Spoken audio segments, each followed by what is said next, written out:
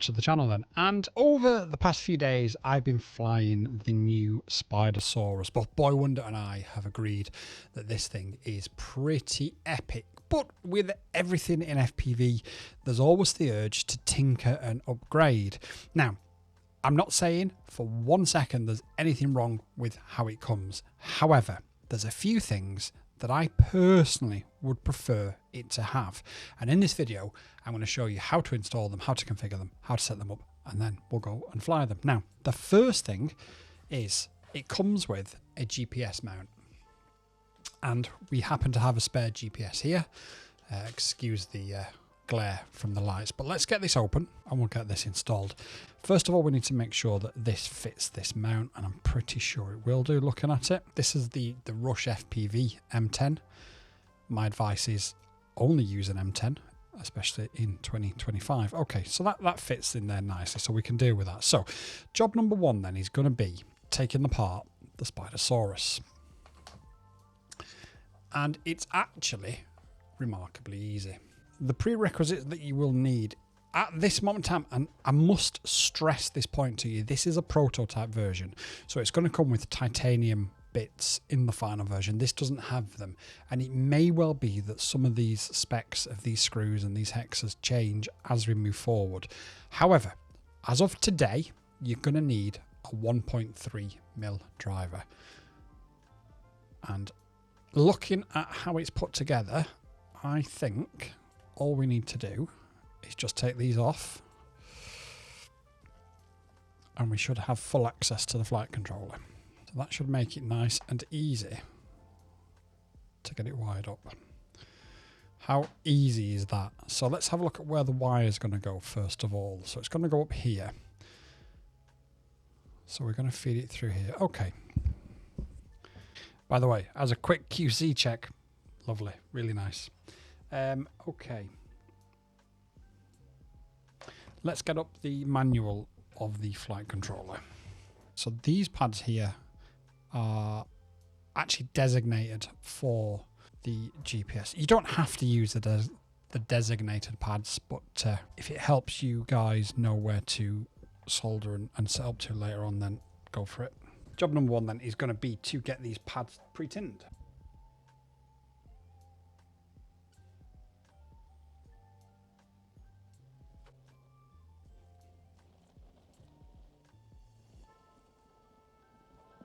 So delicate pads those, but I think we've got the job done. As always, what I recommend now is just twist the wire.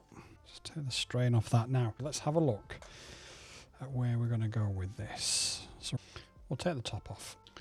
Now we don't have to go all the way with this. We can just hold it to one side, leave the O4 in. Hopefully we can just feed this without having to take anything apart through this gap here. Put them into one wire and then just straight through the hole. Now we don't want too much of a strain on it. So if we are now looking at this going here, don't like to leave myself with really, really short wires, especially in crashes and things. So I'll cut about half off of what should really be cut off. Just like I say, I'm just not a fan of leaving yourself with mega short wires. We'll bring the GPS in, turn the soldering iron on, and then we'll pre-tin this. And we'll get it roughly in position, pre-tin the wires on the wires for it, should I say, and then we'll get this job finished. Relatively simple and straightforward. As with anything, if you haven't done it and you don't know what you're doing, it's always going to be a bit of a challenge.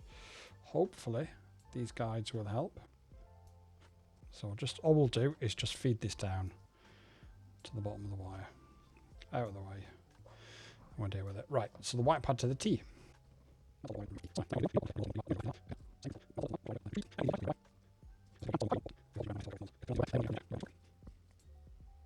We have soldered a GPS to the Spydr SORA. Before we do anything else now, we need to check and make sure that it's working. Get yourself, so we'll grab a 4S. It doesn't matter that we go in less than the power because we're just testing it at the end of the day. We're only putting a little bit of amperage in it through the smoke stopper. Now, I would never advise you to do this with the props on. So, but we can see there, hang on, we can see there that we've got lights on it. So we know that it's fine. We'll go and check in Betaflight or Betaflight. I get told off for saying it wrong. just to make sure that it's reading everything correctly, and then we'll put it all back together. So let me switch over to the PC.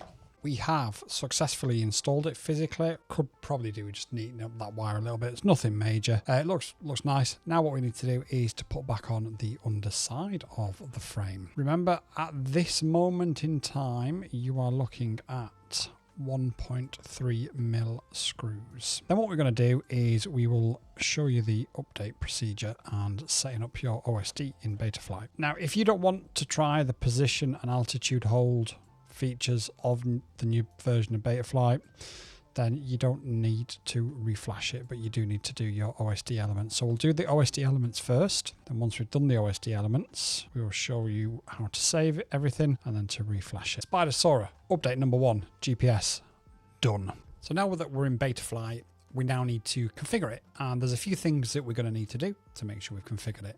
Now, if you've soldered it to the same port that I have, and I probably would if I'm honest, you need to enable on UART number 3 under sensor input GPS. Now, looking at the Rush FPV spec sheet, we need to change this to 115200 and then hit save and reboot. Go back into Betaflight and back into the ports tab and make sure that it's saved what we've done, which it has, and everything else is still in there, which is great.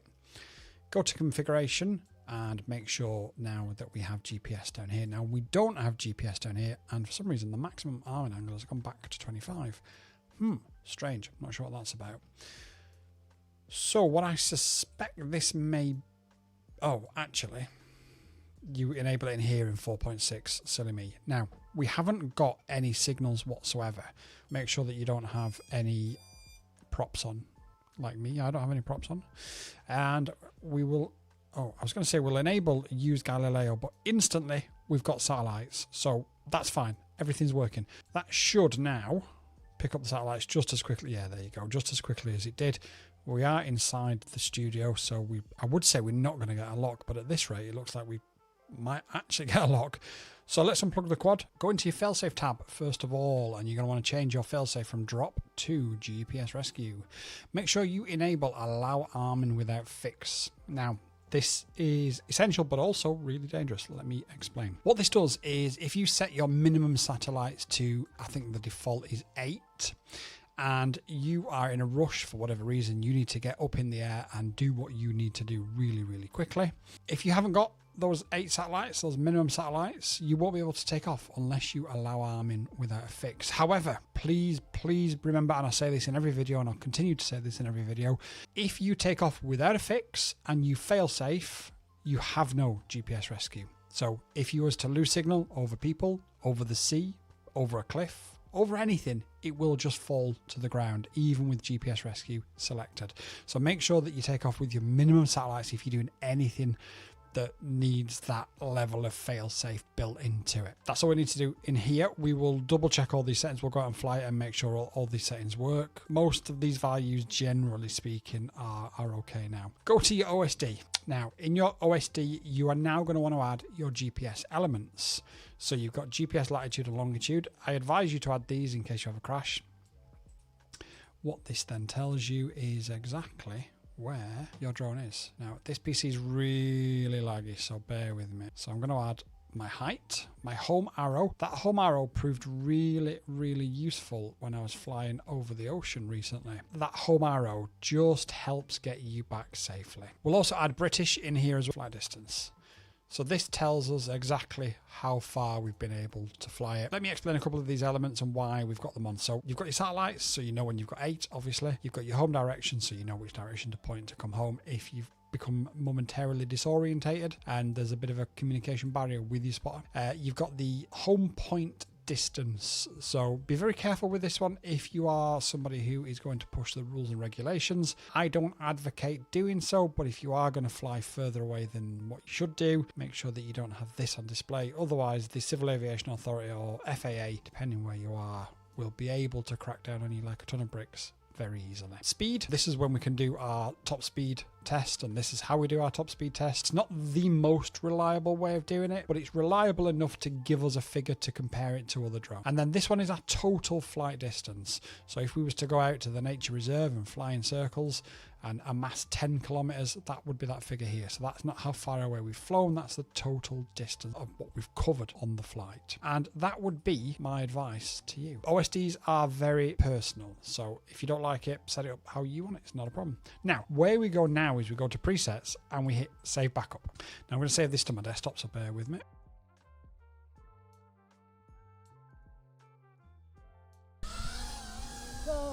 So, Spydr SORA, we're going to do a little bit of a long range test. We're not going to push it too far because I don't have GPS rescue set to a switch. Ooh, birds were good for you, but then we got scared then. Now, Birds. okay, Boywonder's telling me there's birds around. Yeah. Now, I did have, not a problem, but I'd installed the receiver the wrong way round. So it was acting as a bit of a Faraday cage, so I wasn't getting the best RSSI. So I'm just going to edge forward. Safe of all the birds. Boywonder can still see it. We're at minus 70 RSSI, so already I don't think we've got a problem. I think we're okay. Minus 71. Now we're using... 120, it'll fail safe. Yeah, if it gets to 100, I'll instantly turn around because the receiver's on the front, so... And we do not have GPS return. Well, I've got GPS return time set up, I just don't have it set up on a switch. Ah. So, so if it fail safe, it'll just fly back for us. it should do, yeah. So it lost us But the thing is, I haven't got it on a switch, which means I haven't been able to check.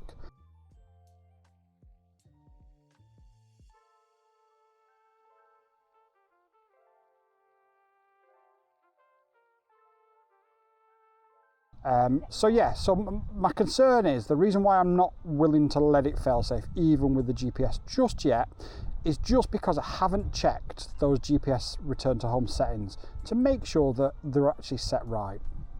So until we've done a test on the switch and we know that it'll have enough power to get back and enough angle, etc., I'm not going to risk it. But what I'm going to do is I'm going to fly around and just see what sort of endurance this thing can do. Yeah.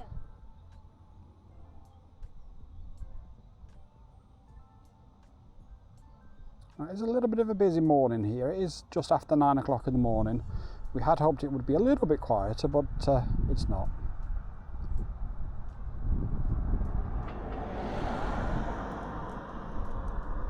So we're currently pulling 3.5 amps at 30% throttle at 28 miles an hour. I think we're going into a headwind here though. So once we turn around, we'll reassess those stats. But just over 3 amps at 30% throttle at between 25 and 28 miles an hour. Yes, Boywonderfpv. That thing is as quiet as a mouse. It really is super quiet. We need to do a sound test. We do need to do a sound test. Okay, let's just turn around here because we seem to be running out of steam. In fact, that wind is... So if we're still at 30% throttle, and as we turn around now, 37 miles an hour, 38 miles an hour, 40 miles an hour. So with the wind behind us, we're getting an extra sort of 15 or so miles an hour. 40 miles an hour, 41. So it's quite a headwind.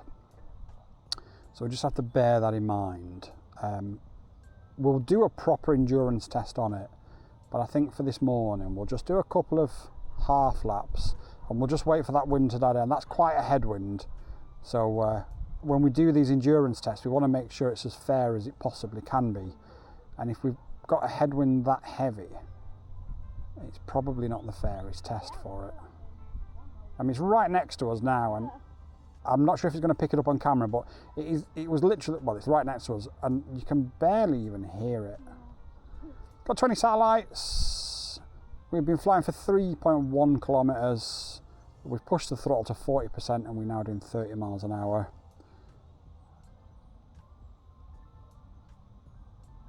Everything's looking good so far. But like I say, an endurance test wouldn't be fair with such a headwind.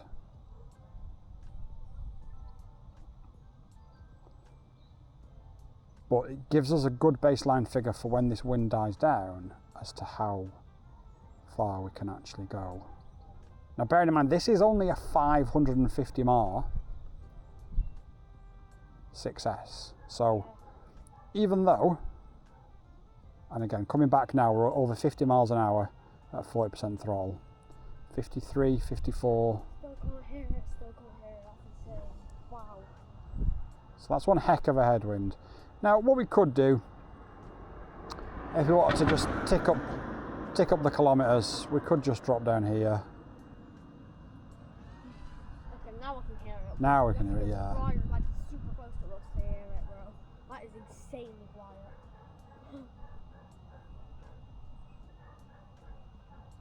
So we can tick off a few kilometres going around here. And down here we are out of the wind. Yep. But ultimately this was just a test to sort of see, first of all, how to install the GPS, which we've done in the first part of this video, and then just a bit of a chill flight afterwards, just to give us a rough indication as to how far you should be able to fly your SORA on a 550 mAh 6S LiPo. And like I say, eventually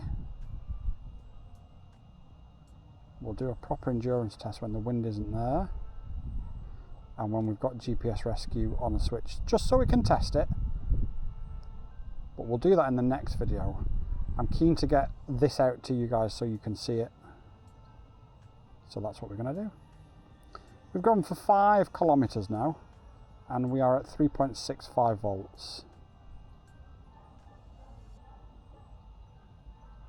It's such a compliant little drone. Whatever you tell it to do, it will do.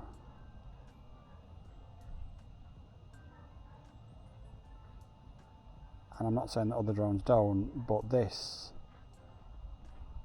is a joy to fly. Bless you. This is a joy. I wasn't gonna be. This is a joy to fly. This is really fun. It's super quiet. That's funny. It's super nimble, and you can go crazy when you want to as well. Yeah. Like I absolutely ripped it out. You did rip it, yeah. Boywonder's got a video to put up.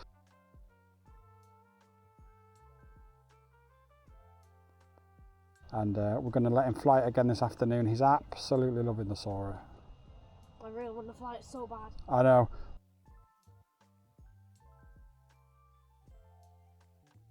Right, we're on 3.5 volts and we've done 6 kilometres exactly.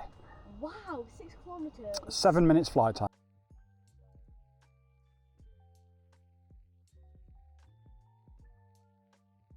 And then I'm going to hit update firmware.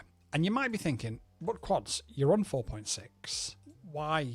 Why? The reason why is this is a version of Betaflight that hasn't been built with position and altitude hold in. And we can see why. We've got acro trainer, we'll get rid of that. We've got GPS LED strip VTX. Now, if we type in, so we've got position hold and altitude hold. Load firmware online. This will now build your actual firmware ready for you to instantly flash. And this should be on the same version. Let me see what this says this version is. So this is on 12. So it is on the same version. So we're literally flashing exactly the same version, but the difference being we're flashing it with position and altitude hold. Now it's asking to create a backup, which we'll let it do just so it feels better about itself. And then at least I've got a backup of my backup.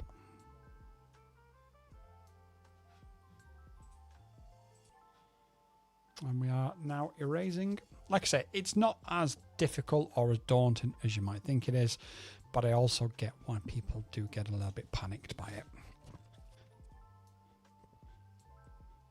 So programmed successfully. What we need to do now is just unplug it and plug it back in and go to connect. It's going to tell us we don't have anything set up, everything's wrong. Look, again, go to presets. This time click on load backup, and wherever the file is that you've just saved as SORA GPS, double click on that, and that will then load in all your presets. Hit save anyway, because we're from the same version to the same version, and then reconnect. And now that's correct, that's correct. Let's go into the ports, everything's set up in the ports, configurations set up, failsafe, make sure our failsafe set up to how it was, yep. If we go to PID tuning, make sure the PID tuning is set up as it was, yep. Our modes are all set up now. We've got alt hold, and we've also got position hold.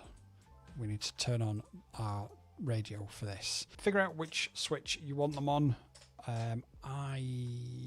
Do I have anything else on this switch? In fact, let me hide unused modes. Right, so altitude hold, I will set there, and position hold, I will set there. And we'll also have a tutorial coming up on how to have voices in your radio as well, to make it easy for you. Now, we can also put them on the same switch as well to give you a bit of a panic button. Do I have anything on here? I'll tell you what I can do actually. I will put them.